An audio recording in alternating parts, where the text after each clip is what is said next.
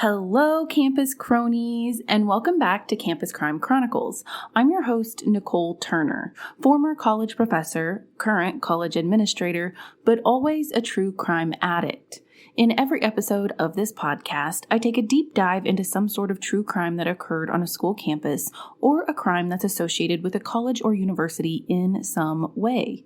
For each episode, I rate the seriousness of the crime from 1 to 5 on my very own serious crime scale, with 1 being completely not serious, possibly even a little humorous from time to time, to 5 being very serious. This episode is rated a 5.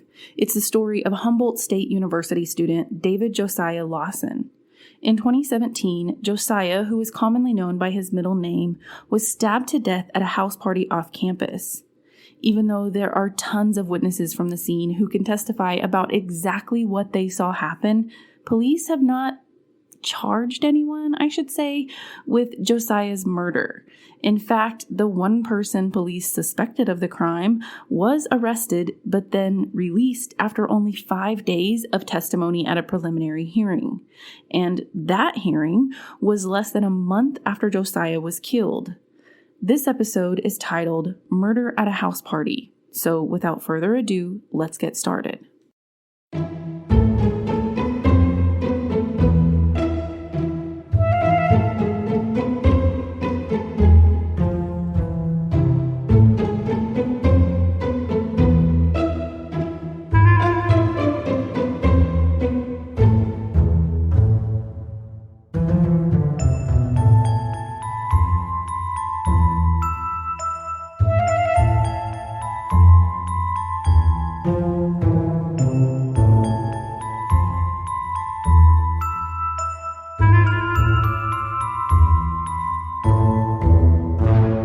David Josiah Lawson, who went by either Josiah or DJ by those close to him, was born and raised in Southern California by a very loving, caring mother, Charmaine Lawson. Charmaine originally came to the United States from Jamaica when she was only 14 years old. But despite the hardships that go hand in hand with raising 3 children alone, Charmaine always wanted the best for her kids, and she worked hard to give them a good life. Charmaine told Dateline NBC that Josiah, being the oldest of her 3 children, saw how hard she worked, and he was always willing to lend his mother a helping hand. In 2015, when Josiah was a senior in high school, he and his mother attended a local college fair. When Josiah saw the booth for Humboldt State University, also called Cal Poly Humboldt, he called his mother over to the table to check it out. Humboldt State is a public university in Arcata, California, with about 6,500 students. Arcata is located in Northern California, only about 90 miles away from the Oregon border.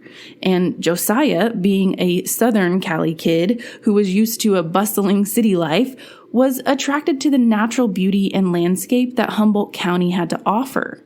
Arcata is a rural town with a population of about 18,000 people, and it is full of tall, beautiful redwood trees. Some people even describe it as being behind the redwood curtain. So Josiah decided right then and there at the college fair that he wanted to attend Humboldt State. After graduating high school with honors, Josiah made the move from Paris, California to Arcata, California in August of 2015 to start his freshman year of college.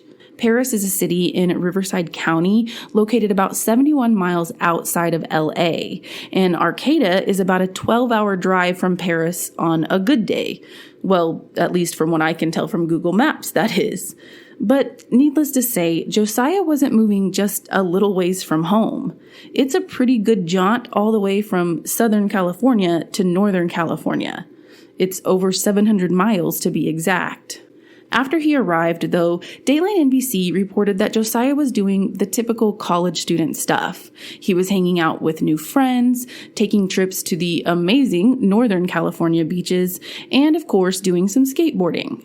He chose to major in criminal justice because he had aspirations of one day being a lawyer and eventually getting into politics. And he also joined an organization his first year in college called Brothers United, which is a cultural leadership type of group whose members consisted primarily of Black male students. Josiah also became the president of that organization while attending Humboldt State. Josiah's freshman year of college came and went, and when he returned to Humboldt State for his sophomore year in the fall of 2016, he elected to move off campus. He moved into a house with a couple of good friends, but that house was still just a short walk away from the campus. However, during Josiah's second year at Humboldt, his friends said he started feeling, just not quite as happy. He started feeling like he just didn't belong on campus or really even in the town of Arcata. According to a documentary produced by SoCal Connected, Arcata has been called one of America's most enlightened towns where, quote, hippies and New Age liberals are neighbors to loggers and old guard conservatives, end quote. And the campus of Humboldt State University is perched on a hill that overlooks the entire town of Arcata. But, you see, Arcata has a very high white population. In fact, Humboldt County, the rural county where Arcata is located, is literally one of the whitest counties in the state of California, with only about a 1.4% Black population. And then the city of Arcata itself has only about a 3% Black population. In addition, Arcata has only 3 roads, yes, just 3, that lead in and out of the town. So that should also give you a better picture of exactly how rural the area is as well. Now, although it didn't happen all the time, or even most of the time for that matter, but Josiah and his fellow Black and brown friends had more than enough race-related incidents to make them feel uneasy at best and straight up unwelcomed, a little on edge, and even somewhat scared at worst. They would sometimes get dirty looks in town, and they had even been refused service in an establishment before. But most of the time, Josiah and his friends just shrugged it off. But one incident in particular had Josiah questioning if he really wanted to stay in Arcata at all. That was when Josiah was riding home on a city bus, and 2 white men made racial slurs toward him. When Josiah responded, he was the one kicked off the bus, not the 2 men. Josiah's friends said that incident was kind of his breaking point, when it wasn't even safe for a college student to take public transportation anymore. One of Josiah's friends and roommates, Annalicia, who was also a minority and a former student at Humboldt, said she hadn't really experienced any type of blatant racism until she moved to Arcata for school. She said, quote, "It's like something you hear about, but to really experience it, it's a totally different feeling," end quote. So that brings us to the night Josiah was stabbed. According to NBC News, Josiah attended a house party off campus. That house is located at 1120 Spear Avenue on a cul-de-sac at the end of the street. Now, the party was supposed to be the party of the year.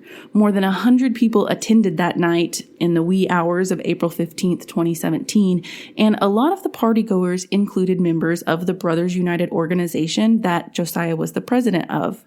That night, Josiah arrived to the party with his friend and roommate, Annalicia, as well as his girlfriend, Renalyn Bobadilla, and 2 brothers named Kyle and Christoph Castillo.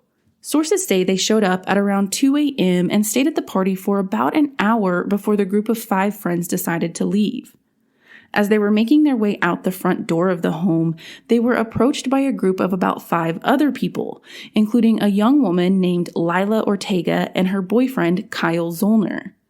Lila appeared distraught, and Zollner told Josiah and his friends that Lila had misplaced her rose gold iPhone 7. But instead of simply asking them if they'd seen her phone, sources and witnesses say that Lila accused Josiah and his friends of stealing it, and she demanded they empty their pockets. Needless to say, her quick-to-judgment accusation did not go over well with Josiah and his group of friends. They were offended, and rightfully so. Kyle Castillo, one of Josiah's friends, even told Zollner to tell Lila to cut it out. He said, quote, "I don't say anything to her. I say something to Zollner, though. I told him, yo, can you just, tell her to relax? Because she doesn't really know me like that. And for her to accuse me of something like that, that's pretty deep," end quote. After that, things escalated quickly and a fight broke out between Renalyn, Josiah's girlfriend, and Lila Ortega, the one who was accusing people of stealing her phone. This, of course, caused Josiah and Kyle Zollner, Lila's boyfriend, to get into it. But after a few minutes, sources say the fight broke up and the two groups parted ways. At that point, Josiah, Rinalyn, and the two brothers, Kyle and Christoph Castillo, I'm not really sure if Annalicia was also with them at that point, but those four, Josiah, Rinalyn, and those two brothers, began walking away from the house toward the street of Spear Avenue. But the other group, who accused them of stealing the phone, stayed near the front of the house. However, it is unclear exactly what happened next, but somehow or at some point, Rinalyn soon realized that she and her friends had been pepper sprayed during the scuffle. Her eyes and face began to burn badly. So out of complete anger and in the heat of the moment, Rinalyn turned around and headed back toward the house to confront Lila Ortega. Josiah, though not exactly sure what was going on, stayed in the street as one of his friends, Paris Wright, came up to him. Paris told Josiah that Rinalyn was arguing with Lila and one of Lila's friends, but Paris told Josiah that it didn't seem too serious.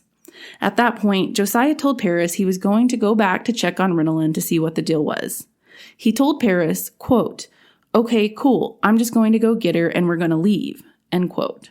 So Paris said okay, and he kept on walking because he was actually trying to leave as well.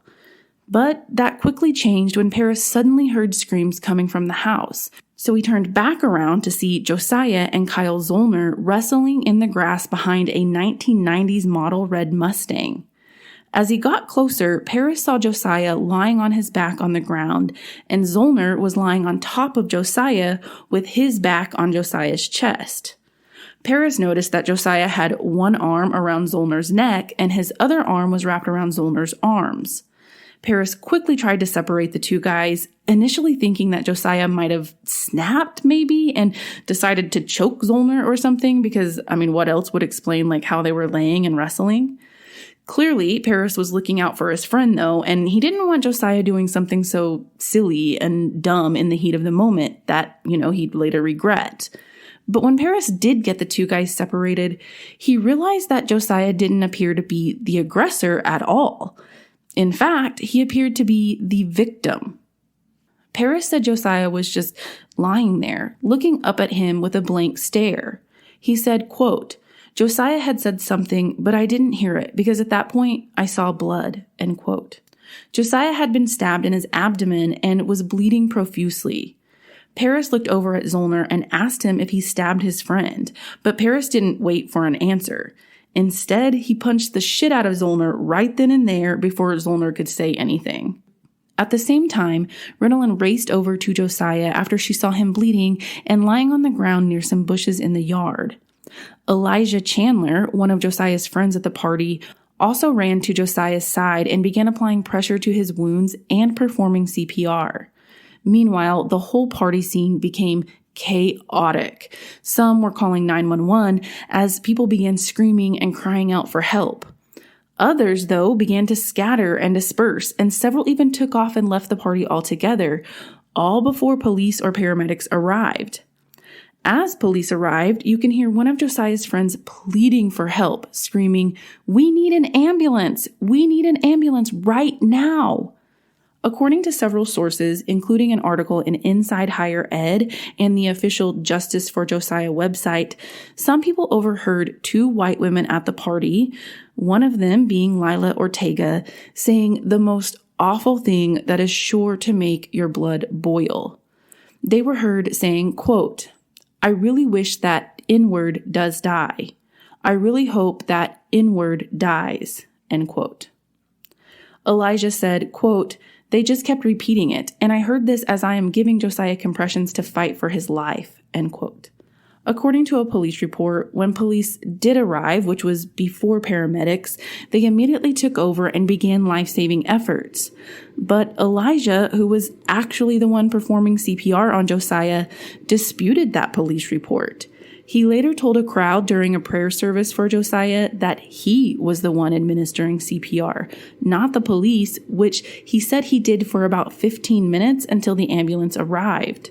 Elijah also told the Mad River Union, an Arcata newspaper, that both officers and paramedics at the scene seemed hesitant and passive. Elijah also told KAEF-TV, an ABC station in Eureka, California, quote, "I'm the one who gave him CPR. I ran to Josiah's side. I found him underneath the tree, fighting for his life and bleeding out," end quote. And there really is no disputing this because witnesses at the scene told numerous media outlets, and they also testified at a preliminary hearing, which I will come back to a little later in the episode. But witnesses said that police focused on breaking up the party, actually allowing potential key witnesses to leave, all while Josiah was laying there fighting for his life. According to an article in the HuffPost, party attendees said the confusion and chaos of the scene seemed to overwhelm the police officers who arrived. One Humboldt State student who grew up with Josiah and who was at the party that night as well, Katari Thompson, told the HuffPost that there were several black students standing outside yelling at the officers to pay attention to Josiah instead of worrying about the party scene itself. And another witness said that one of the officers did try to use a portable defibrillator on Josiah, but that the device itself didn't work. Or maybe it was simply the operator of the device, but hey, that's my opinion, not the witnesses. Anyway, in the SoCal Connected documentary, a police officer can actually be seen and heard through police dashcam video admitting that the scene was out of control and that he honestly didn't know what to do. He told another officer, quote, "I'm glad you guys were there because I didn't know what the fuck I was doing," end quote. By now, though, the ambulance had arrived and they took Josiah to Mad River Community Hospital. As Josiah was on his way to the hospital, though, police began interviewing, if that's what you really want to call it, maybe more like questioning, some of the partygoers. That is, the ones who were still there anyway. Kyle Zollner, the one who Josiah got in the altercation with, was covered in blood, so police detained him and put him in the back of the police car. One officer can be heard telling Zollner, quote, "So I got a bunch of people saying you stabbed the dude," end quote. Kyle replied, "What?" And the officer said, "That you stabbed him." Kyle responded saying, quote, "I'm like so out of it. I feel like I asked the dude about the party because I wasn't there, and I just feel like he got really aggressive, and that's all I remember. I feel like I got hit really hard," end quote. So the police officer then asked him, "There's a knife over there. Is there any reason why your prints would be on it?" At that point, Kyle simply said, like I said, I don't remember." The police officer then responded saying, "So you have no idea why your prints would be on it?" And Kyle said, no idea. Y'all, listen to this though. Zollner was the only suspect in the stabbing of Josiah. I mean, people at the party saw the altercation with their own eyes. Once Zollner was handcuffed, questioned in the police car, and then sent to the hospital to be checked out, police did take him to the station for an actual interview. But guess how long that official actual interview lasted? A whopping 15 minutes. Yep, that's it. According to NBC News, Zollner was interviewed by Detective Sergeant Todd Dockweiler, which lasted only 15 minutes. Dockweiler later tried to explain this and blamed lack of resources and staffing issues for the short interview. Dockweiler said, quote, "Ideally, that interview would go longer, as long as he was willing to talk to me. In this case, we just didn't have the luxury of having other investigators to do other perishable tasks that needed to be done," end quote.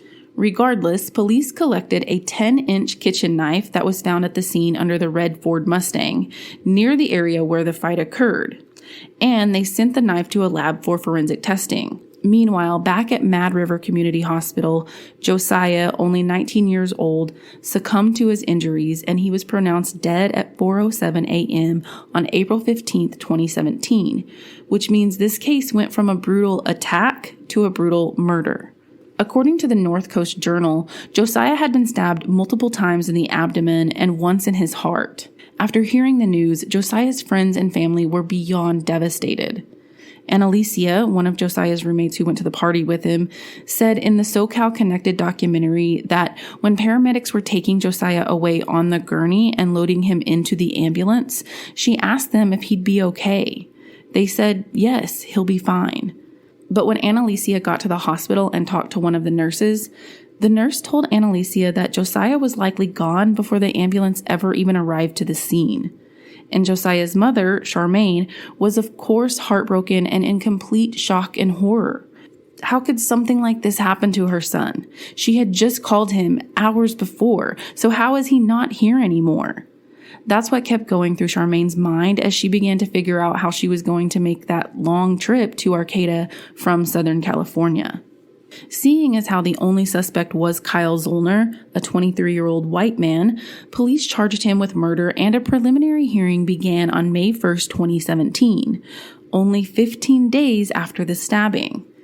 Now, if you're thinking that's super soon, with very little time to collect proper evidence, then you'd be very right. But regardless, the preliminary hearing rolled on, where a judge acted as a neutral mediator to determine if there was enough evidence in the case for it to proceed to a jury trial.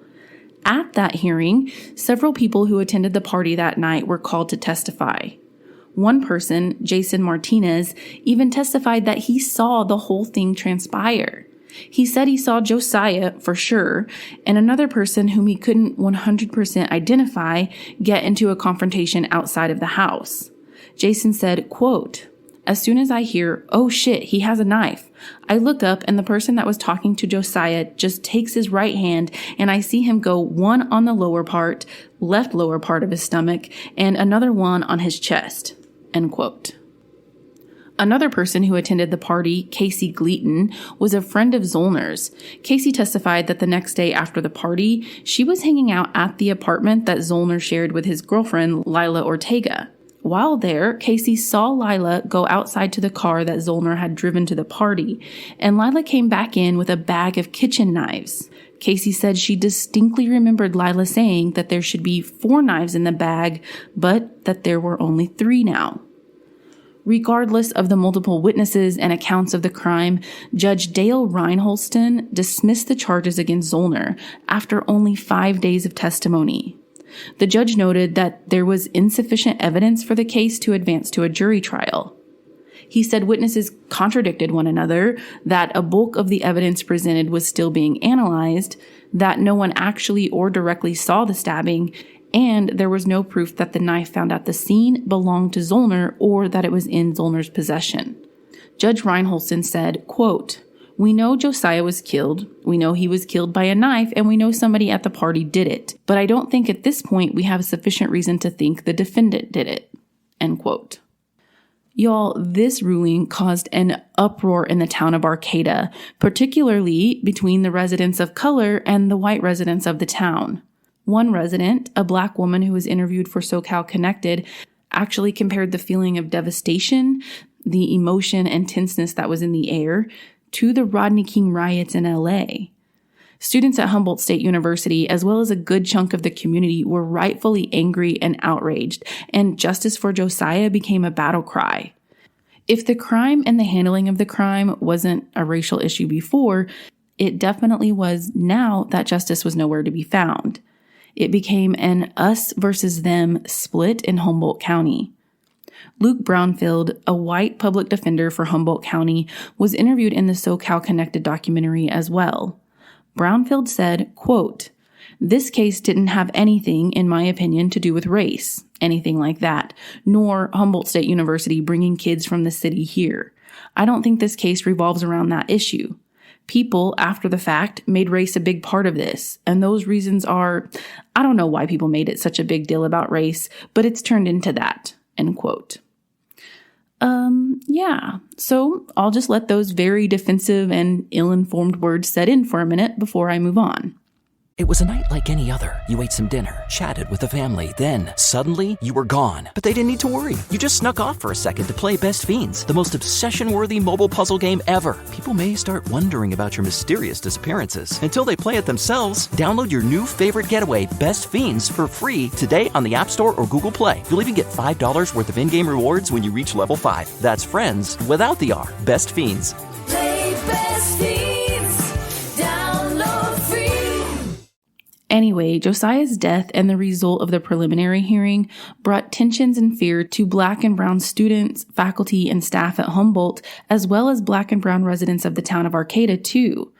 So, in response, the city of Arcata and Humboldt State University launched a series of town hall meetings and initiatives to address race relations, especially because there was even a rumor, not sure whether it's a true rumor or not, but there was a rumor going around that there was an active Ku Klux Klan group in the area.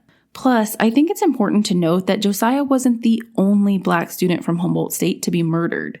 In 2001, a student by the name of Corey Clark was killed, and his murder is still unsolved. In fact, that good old public defender, Luke Brownfield, admitted that there is a lot of unsolved murders in Humboldt County, and he said, with his own words, that Josiah's murder was, quote, no bigger than any other homicide case that comes in, end quote. So, hearing all that, it is no wonder that Josiah's mother, Charmaine, was beyond hurt and angry and demanded justice for her son day in and day out. On the official Justice for Josiah website, Charmaine flat out addresses the issues in Humboldt County and how law enforcement handled, or more like mishandled, the entire case. She even goes as far as saying that she believes the district attorney's office even acted as a defense for Zollner. And let me tell you why she believes that. There are several reasons, but I'll start with the first one. After the charges were dismissed against Zollner, Charmaine contacted a retired FBI agent, a white man by the name of Tom Parker. Tom agreed to look into the case, pro bono, and he reached out to the Arcata Police Department. He wanted to know specifically why the case had been dismissed and what was wrong with it. He didn't have to dig too deep, though, before he soon realized that there were tons of mistakes made by law enforcement.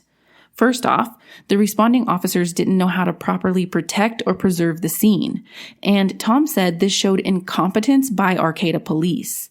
He said he would make suggestions to them, like, have you done this or thought about that?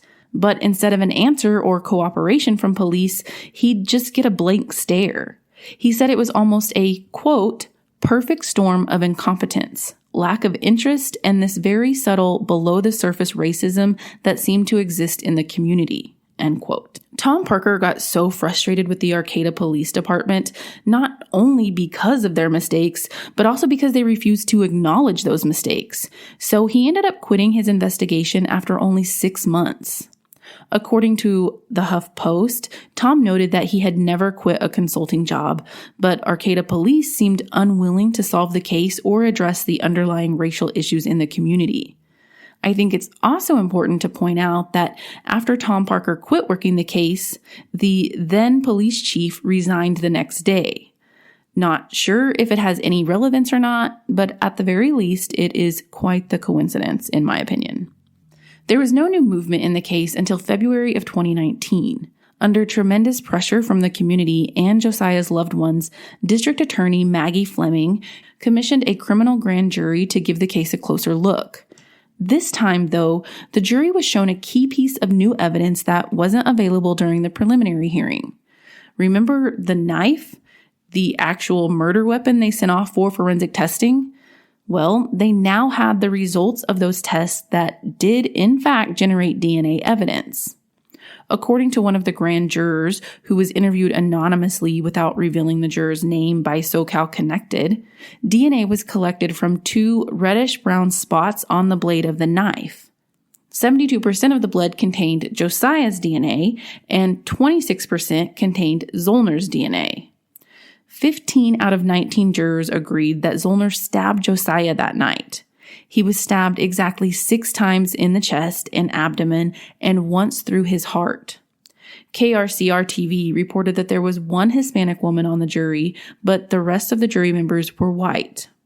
According to NBC News, 12 jurors needed to vote for charges against Zollner for the case to proceed to a trial. But in complete shock and confusion to everyone, the jury ultimately declined to indict Zollner. The juror interviewed by SoCal Connected said that while the majority of the jury members did agree that Zollner stabbed Josiah, most of them were also convinced that the stabbing was in self-defense, something that DA Fleming instructed the jury to consider. Apparently, Fleming said that considering the possibility of self-defense was required by law. In an email to Dateline, Fleming said, quote, "In the Lawson case in particular, given that testimony from the preliminary hearing indicated that the initial physical altercation was an assault on the person initially charged in the homicide, there is no question that self-defense would be raised during the presentation of evidence at any trial, not just during jury instructions," end quote. But I do want to point out that the one juror who interviewed with the press did so because they thought it was a gross injustice. The juror said, quote, "I felt like we had failed. The jury had failed," end quote. Also, the jury only deliberated for 6 hours, and that's something the juror thinks they should have given more thought and time to, that they should have deliberated longer. Also, in Zollner's one interview, the one that only lasted for 15 minutes, Zollner never indicated to police that the stabbing was in self-defense. Instead, he told Detective Sergeant Todd Dockweiler that he'd, quote, "rather take a beating than stab somebody," end quote. But listen to this. After all that has unfolded, and after both the preliminary hearing and the convening of the grand jury, the current chief of police, Brian Ahern, said Zollner has never been re-interviewed. He was only ever interviewed for that 15 minutes after the incident. And Ahern reassured Dateline that he is confident they know who is responsible for stabbing Josiah. Ahern said, quote, "I believe that we arrested the right person initially, and the evidence shows that. I have to make my decision based on facts, and the facts are there are 2 DNA profiles on the murder weapon. Those 2 profiles are the victim and the person we arrested that night. Until there is other evidence to suggest differently, we arrested the right person," end quote. Plus, in court documents, Detective Sergeant Dockweiler is noted as saying, quote, "Based on the witness statements that Lawson was fighting solely with Zollner at the time he was stabbed, witness statements that Zollner was holding an object in his hand that appeared consistent with a knife, the physical evidence located at the scene, the physical evidence obtained during the autopsy performed on Lawson indicating he died as a result of the stab wounds he received, I believe probable cause exists to believe Zollner committed the crime of homicide," end quote. But Zollner has continuously and consistently denied the accusations against him, so much so that he even sued the city of Arcata. According to NBC News, the lawsuit alleged that Zollner's arrest, detention, and prosecution were unlawful, that his constitutional rights were violated, and that he was defamed by officers within the Arcata Police Department. But the city and police department both dispute the claims and contested the lawsuit. Regardless, Kyle Zollner and his family have come out and publicly said after the fact that the altercation was actually an attack on Zollner rather than a mutual fight. His family, on behalf of Kyle Zollner, actually released a statement to the community, which says, quote, "The issue we have had since the beginning is that many public officials and others have painted a picture that Kyle was in a fight at the party, which is false. There was no fight. What actually took place was a group of men beat Kyle up, and Kyle never had a chance to defend himself. Once everyone realizes that a fight did not take place, but an assault and battery did take place, people will be asking the same question we are. Why has the DA not filed charges against the men that beat Kyle up?" End quote. And by men, they are referring to the 2 brothers that went to the party with Josiah that night, Kyle and Christoph Castillo. Apparently, Kyle Zollner is saying those 2 brothers, along with Josiah, allegedly attacked and beat Zollner on the night in question. The latest information on this lawsuit came on the 4-year anniversary of the stabbing, on April 15th, 2021. According to KRCR-TV, at the time, the judge over the case was seriously considering throwing out a major portion of the case, but he was taking some time to reflect on a motion to dismiss.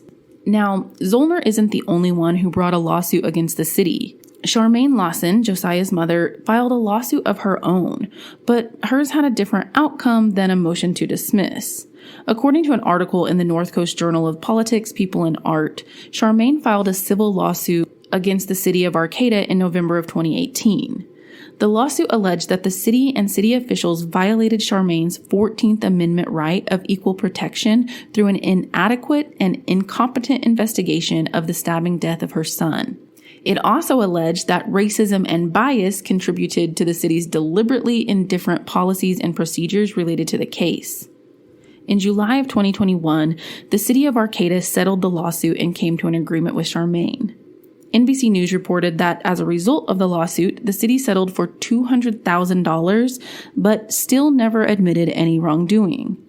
The city also agreed to create a mural of Josiah, as well as donate $25,000 to the David Josiah Lawson Memorial Scholarship Fund. Now, according to the North Coast Journal, the city considers the $200,000 payment as a compromise of compensatory damages.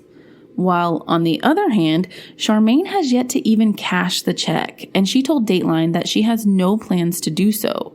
She said, quote, "I think it is blood money and I will continue to say that," end quote. Charmaine also told the North Coast Journal, quote, "Money means absolutely nothing to me. Absolutely nothing. I just want to move on from this settlement and focus on getting the person who is responsible for my son's murder behind bars.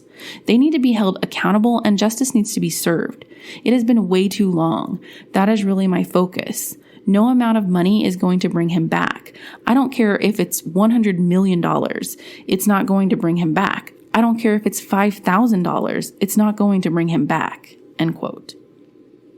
So rewinding just a tad to February of 2020, the National Police Foundation, a nonprofit in Washington, D.C., conducted an independent review of the police response to the homicide of Josiah. They released a 67-page report identifying several shortcomings in the Arcata Police Department's initial investigation. The report notes that the commanding officer on the night of the stabbing had no specialized training in crime scene management. In addition, the lead investigator had no prior experience in handling homicides, and the crime scene where the stabbing happened was only partially cordoned off. Also, one witness they interviewed changed her story on what she saw several times, and other key witnesses and potential suspects were allowed to leave the scene and or communicate with one another. Oh, and last but certainly not least, just to add a cherry on top, the responding officers allowed the suspect's car that he had driven to the party that night to be driven home without searching his vehicle or checking for key clues or forensic evidence. None of that. They didn't process it for anything. Since the report was released, according to NBC News, the Arcata Police Department has increased its staffing, including hiring more Black police officers, and it has also implemented 34 of the 36 recommendations that were documented by the National Police Foundation report. As of now, this case is still unsolved and no other suspects have been announced or arrested, but police pretty much are only focusing on the one suspect. Police continue, like I said, to think that they did arrest the right person initially. They just need more evidence to come to light so they can push the case to a trial. It has now been 5 years since Josiah's homicide. In a press release dated April 15th, 2022, 5 years since the incident occurred, Arcata Police Chief Brian Ahern urged people to come forward if they know anything at all about that night. Ahern said, quote, "It is paramount that witnesses come forward. Our investigative team remains at the ready to respond to anyone at any time to document their statement as we continue the fact-finding process," end quote. So anybody at all who has any information can call the department's 24-hour confidential tip line at 707-825-2590. Or you can also call the Arcata Police Department Dispatch Center at 707-822-2424. Also, there is a $55,000 reward for information directly leading to the arrest and conviction of the person responsible for the fatal stabbing of Josiah. Regardless, Charmaine continues to seek justice for her son, and she makes the 700-mile trip from Paris, California to Arcata, California on the 15th of every month for a monthly vigil to honor Josiah. She also remains active in the community of Arcata, where she and other community members formed the Justice for Josiah, or J4J, committee. Through that committee, they hold marches and rallies and annual celebrations of life. Charmaine also has organized winter coat drives in Arcata for the homeless, and she plans to build Josiah's house in Arcata as well, a place where Humboldt State students can find help with housing or get help with financial difficulties or even just make friends. Charmaine works endlessly to ensure Josiah's name will always be remembered in Humboldt County.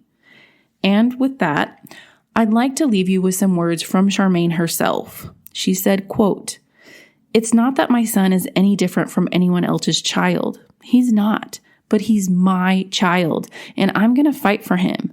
I'm going to fight until I get justice, and I'm not going anywhere. So for whoever thinks that I'm going somewhere, I'm not going anywhere. And please, to the families that have lost loved ones, join me. I'll join you. Let's fight this fight together. This is not over." End quote. Okay, y'all, that officially brings us to the end of Chronicle 30. I can't believe I'm already 30 episodes in.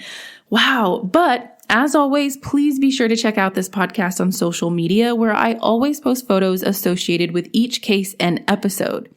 You can find me at Campus Crime Podcast on Instagram and Campus Crime Chronicles on Facebook. Or if you want to request a specific case or story, you can always email me at campuscrimepodcast@gmail.com.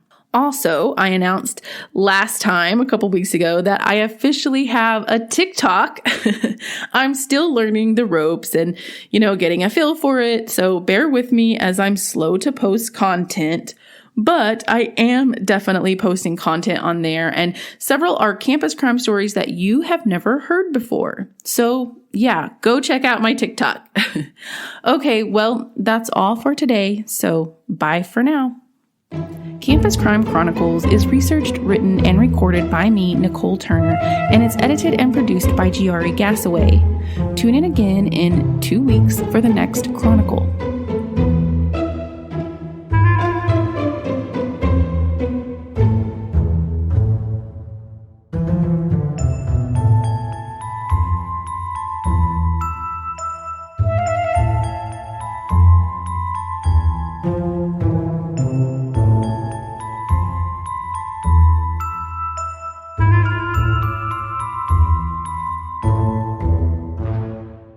Acorns is an app that modernizes the way you manage your finances. It works in the background of your life by combining banking and investing into one seamless experience. Every time you get paid, Acorns can invest a piece of it. You can even get paid up to 2 days in advance, which is perfect for setting money aside and paying off your bills well before they're due. And every time you make a purchase on things like gas, groceries, or whatever, Acorns can round up your spare change and invest it into diversified portfolios that could grow over time. In fact, on average, Acorns users invest $490 a year from their spare change alone. Not only are these portfolios built by experts, they're customized to your current financial situation and your long-term money goals. And if you're crypto curious, you can even allocate up to 5% of your portfolio in a Bitcoin-linked ETF to diversify your investments even further. Start investing with Acorns and get a bonus $10 in investments when you sign up at acorns.com/invest10. Remember to consider your investment objectives before investing. For further information and disclosures, visit acorns.com.